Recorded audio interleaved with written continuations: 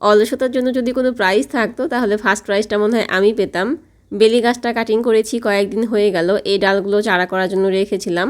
আজ করব কাল করব করে করাই হচ্ছে না, আর এগুলো যেন মারা না যায় সেজন্য আপাতত একটা মাটিতে পুঁতে রেখেছিলাম। এখন তো দেখে মনে হচ্ছে যেখানে পুঁতে রেখেছি সেখানেই শেকড় বের হয়ে যাবে, এমন একটা অবস্থা।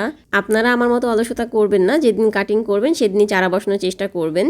তো ডালে যে পাতাগুলো ছিল সেগুলোকে ফেলে দিলাম। এরপর ডালটাকে কেটে নিয়েছি। ডালের নিচের যে অংশটা আছে, মোটা অংশটা, ওইটা আমি চারার জন্য বসাবো।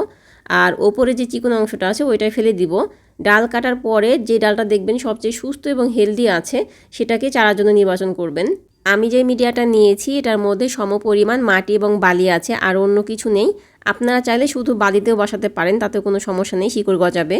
ডালের যে দিকটা বসানো হবে সেই অংশটাতে খুব ভালোভাবে অ্যালোভেরা জেল লাগিয়ে নিচ্ছি, এতে করে শিকড় তাড়াতাড়ি বের হবে।